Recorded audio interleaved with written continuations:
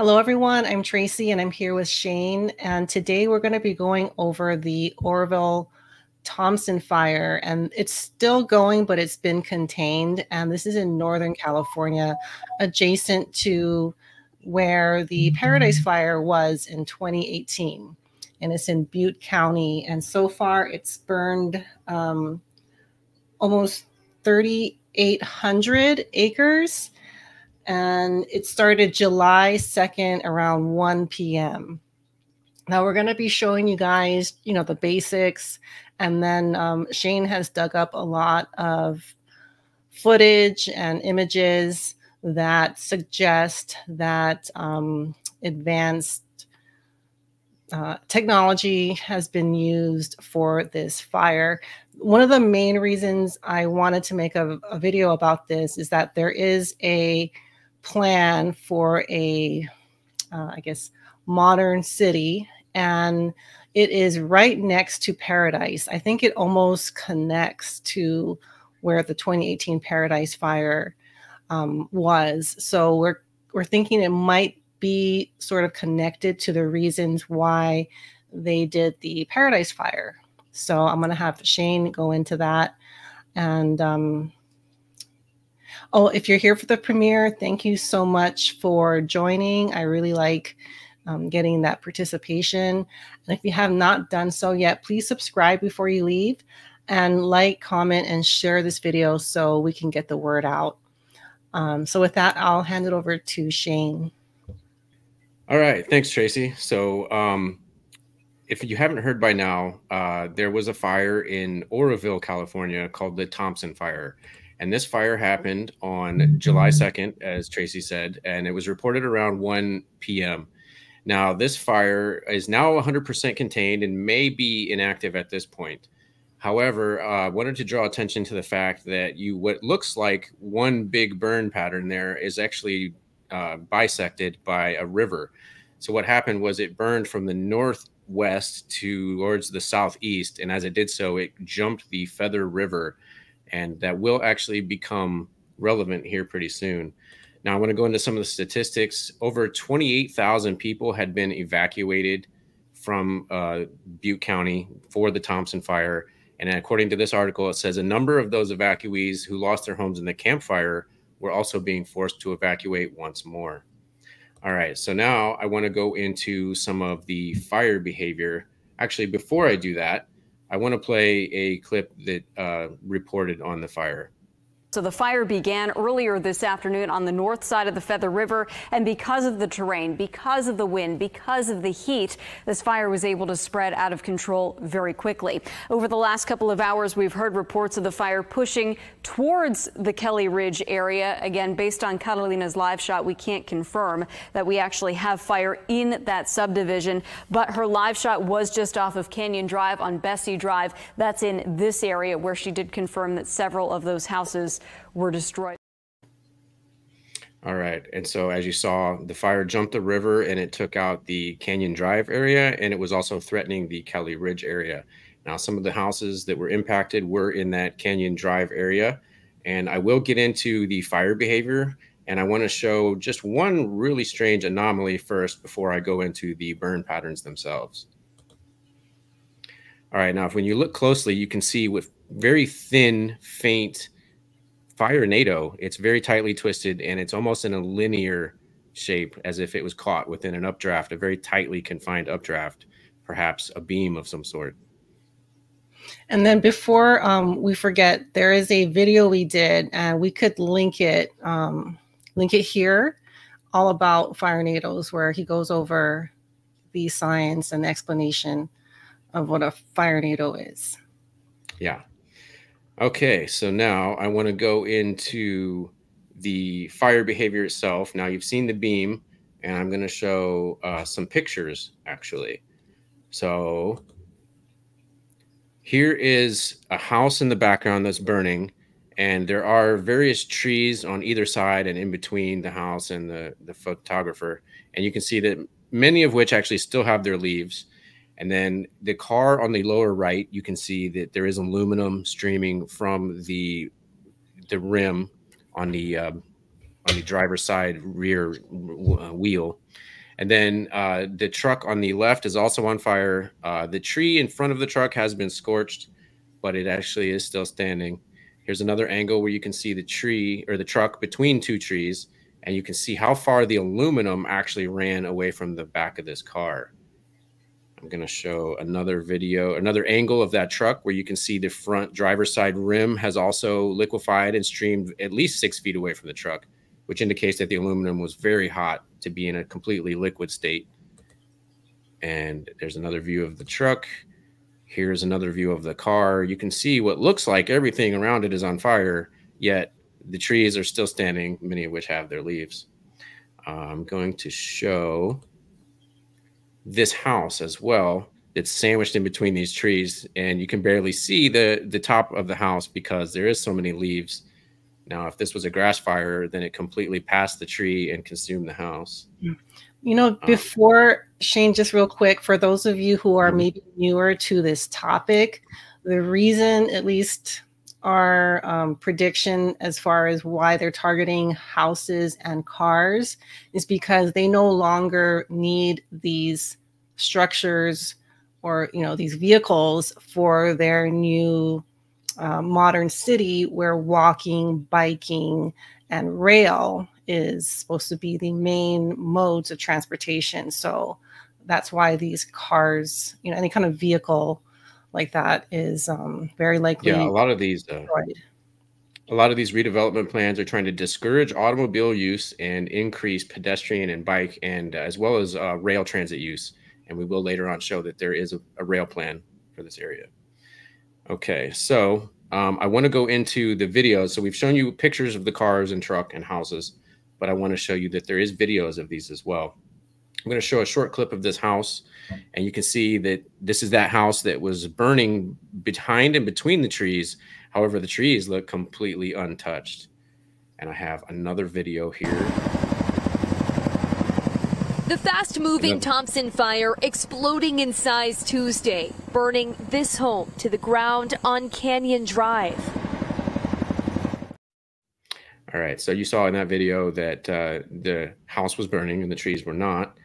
And I have another video that I want to show. All right, so now I'm going to go into a video that shows the very strange fire behavior, and we're going to get right into it. There, the house is burning. The tree still has its leaves on it. Once again, trees not burning, houses burning. Cars burning, trees all around them not burning. Melted metal coming off of the rims. Watch the melted metal coming off of the rims of these cars, little rivers right there, rivers of molten metal coming away from the car. Burning right next to unburned trees.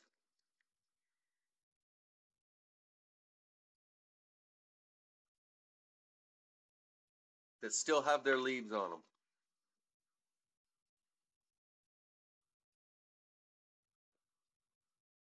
Here you see 2 cars burning and the house in the background.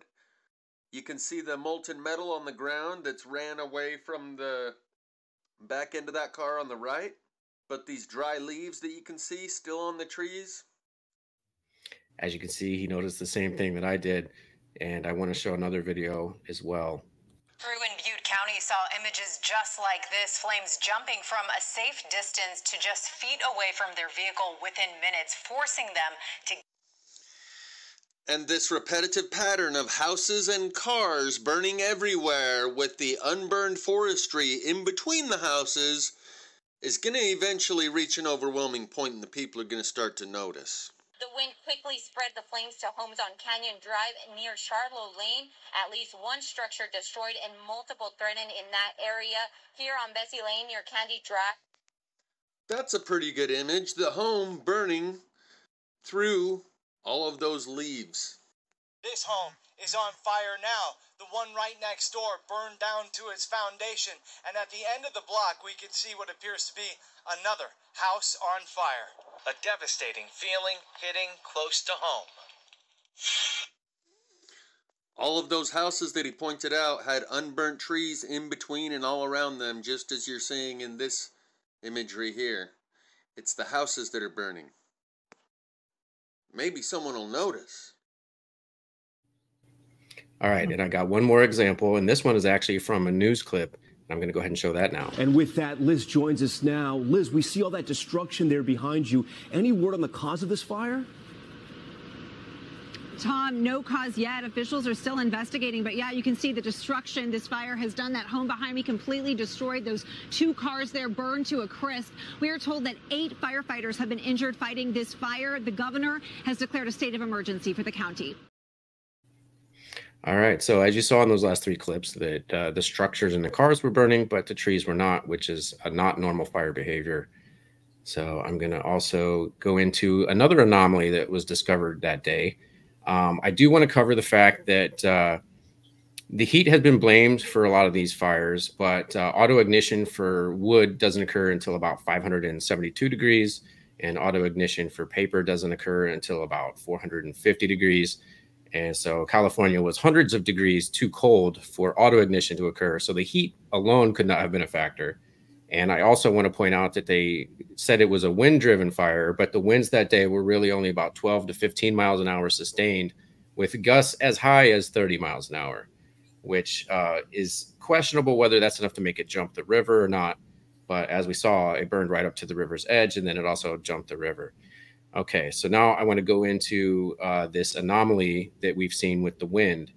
So I'm going to play a clip for you guys. Here's one last wind anomaly. Look at these 2 flags blowing the opposite direction of one another. Just feel how hot it is, the smoke, the smell. That's why we have our masks on right now, just because of the amount of smoke that is being put out right now, that this dry vegetation that you see here is burning. So the one on the right is to the right. The 2 on the left are pointing to the left. What the hell's going on here? I don't know. Maybe it's an optical illusion. But I mean, how do you explain that? All right, so not only have other YouTubers noticed the wind anomalies, but it seems as if the clips that were chosen to be shown on the news are also maybe trying to show us something. So I want to play another clip, and this one is actually from the news.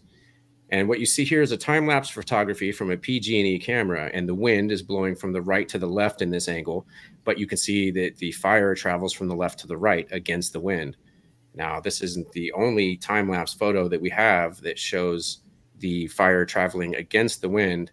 I am going to play another one from a different angle of this same fire so that you can see from 2 different angles that it's actually going against the wind. You can see it starts at the bottom of this hill and moves to the right up the hill as the wind is blowing to the left. And we saw that in Maui. We saw that the fire traveled against the wind. Yes, in Maui, the fire traveled against the wind to move into Waiakuli area, because Waiakuli is to the north of Lahaina, and the wind was blowing to the southwest at the time. And so for the fire to turn north, go ahead. What do we think is doing that? Because the winds weren't very strong in this one, right? So it's not like they were engineering the wind. What do you think was causing the fire to travel that way? Well, so ever since the derecho in Texas, I've noticed these strange wave patterns that seem to occur alongside or adjacent to the strange winds. Now, it does look like Into Thin Air and a couple of other places have said that it seems to be some sort of beam or interference pattern that could be coming from the NextRad 5G or the NextRad Doppler radar. However, 5G can also has this capability of what they call interferometry. So 2 separate beams can interfere with each other and create an interference pattern that appears in the sky as those waves when it interacts with the clouds. So when clouds get caught in it, they'll form those wave patterns. Now, this can be done on small scale or large scales, and I think that is also an explanation for why the wind was so patchy on Maui during the Lahaina fire. So I think that what we're seeing is probably small patches of wind that are small patch, like a small patch will travel in one direction, but then you might have another small patch adjacent to it that's traveling in a slightly different direction. And it's probably because of the different angles of the interference patterns between 2 different beams. That's my guess. That's my best educated guess at this point, but it seems to be the best explanation. So yeah. All right. So now that was the strange wind patterns. Now I want to go into the reasons behind why this might be happening. And I found a video that might help explain that. And I'm going to play that now. You've got a chance to weigh in on major street upgrades in Oroville tonight. The Complete Streets project is on the agenda, Washington Avenue and Table Mountain Boulevard. The North States News' Mana Sadek is in Oroville tonight with a look at what the city is planning. Mana. Good evening, Mike. Yeah, the plan is to connect the north and south parts of the city. Those two streets, Table Mountain Boulevard and Washington Avenue, were selected because they're two of the main arteries of the city right now, but they're not very cyclist or pedestrian friendly. Now, local officials say most of the city's major hotspots are accessed through those streets, including downtown Oroville, Oroville High School, and Oroville Hospital. They want to add a 10-foot wide bike path for both walking and biking to get cyclists out of vehicle lanes. Part of the plan is to also add new crosswalks, street lighting, and landscaping. Without getting on the freeway, it's our only way to cross the river. So it's a very important corridor for us. And that, I feel that makes us very competitive statewide on these type of projects. In my district, which is the Thermalito area, and so all of my constituents really cut off from the rest of the town, whether you want to go to the hospital or shopping or downtown, and you want to use that alternate form of transportation, an e-bike, you can't really get here safely. The project is expected to cost around $16 million. The city wants to fund it using money from a state active transportation grant. Now, we should have a decision on if the city will actually win that grant late this year. If they do win that grant, they'll spend another 2 to 3 years on the engineering process. If they don't, they'll start looking into alternate grant options. Now, if you want to weigh in, tonight's meeting starts in just a few minutes at 5:30 here at City Hall, and it is open to the public. Live in Oroville, Mana Sadek, the North States News. All right. Now, there was a couple of keywords that stuck out to me when I was watching that clip. The first one was Complete Streets, which is the exact name that they used for their transit-oriented development corridor plans on Kauai, on the island of Kauai. So that was like a thing that kind of perked up my attention. And so I looked a little bit more into it. And not only do they mention Complete Streets, but they also talk about the corridor. Now, this is sometimes called a transit-oriented development corridor. Sometimes it's called a community corridor. Sometimes it's called a commercial corridor. But that's another key word that's often used in these plans. Now, when I heard about the encouraging of the pedestrian and bike walkability and the discouragement of the automobile usage in favor of things like rail transit, that's what clued me in to look further into this. And I found a lot of stuff, so I want to go into it now.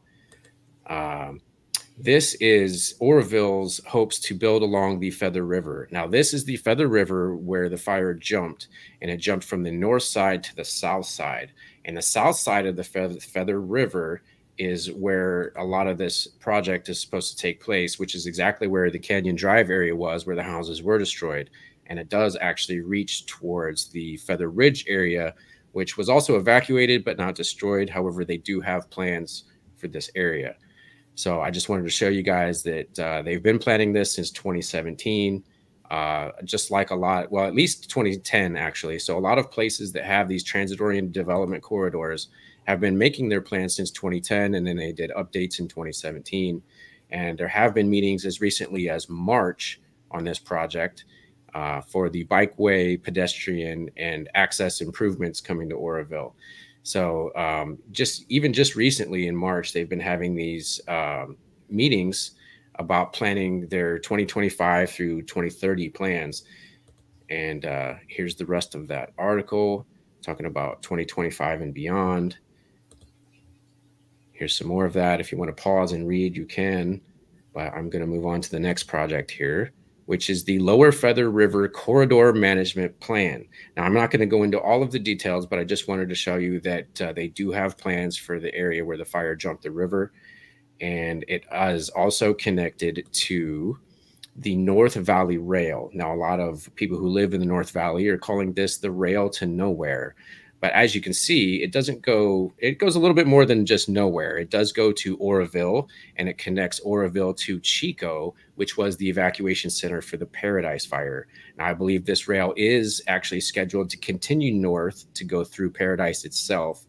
And they're just getting around to their engineering phase of this plan, and they have not built this rail yet. But this is their plan to have this rail built by 2030. So now we're going to look at the timeline. And as we can see, from fall 2023 to fall 2024 is their environmental clearance and preliminary engineering. So it looks like they've actually been approved for the grant, and they're actually moving forward now on their environmental clearance for this redevelopment for the rail project. Now, another thing that I found was the Oroville 2030 general plan. Now, this 2030 general plan actually stuck out to me as another keyword because I've seen this so many other places in so many other cities. And this is the cookie cutter fingerprint signature, whatever you want to call it, for the UN's sustainable development plans for 2030. And so every city is like falling in line in lockstep with this 2030 general plan. And even the city of Oroville has one of these as well. Now, part of this general plan includes these zones here, but I want to show you that the zones to the north and northeast of Oroville, number 4 and number 5 in this image, have already been evacuated, and number 4 has already been impacted. So it looks like pretty soon here they'll be able to move forward on their redevelopment plans for zone 4, and perhaps zone 5, having already been evacuated, might be more likely to go along with some sort of redevelopment or what they call what's the word? Resilience towards these kind of disasters in the future. All right, so that's all I have for today, and I'm going to send it back to you, Tracy. All right, thanks, Shane. I did forget to mention that I have the Maui Massacre shirts in white. I still have a lot of medium and large. I think I have 1 or 2 extra larges. I got to update the site, but I ran out of hats. But I have a big box. I'm trying to unload those. So if you guys want to support Maui and the victims there, and there is still, you know, because this started with Maui, I do want to keep that story alive because we didn't talk about it today. But the reason we cannot forget about Maui, especially Lahaina, is, at least for me, not for everyone, but that was my wake-up call. And there's so much evidence, and there's so much to draw from that disaster that we can carry on and compare to, for example, the Oroville fire, the Ruidoso fire. So I think going forward, that type of evidence and information might be harder to come by. But I don't want anyone to forget that Lahaina is still, people are still looking for homes. People are still not able to rebuild. And the last I heard, people are getting evicted from their properties, or I don't know if I guess they're getting evicted even though they're not living there, but they're being asked to, I guess, not rebuild. So there's still a lot to be done there. And I just don't want anyone forgetting that that is why we came over here in the first place. That's why I started this topic in the first place. So yeah, every video I do want to mention Maui. Please watch my Maui videos, get familiar with what happened there, because it's happening in other places. And we're going to try to keep everyone posted when we see these suspicious fires going forward. So again, if you have not subscribed, please do so before you leave, and like, comment, and share. And thank you, Shane, so much for your hard work, your research, and your very helpful presentations. So with that, we're going to say we'll see you next time. Bye.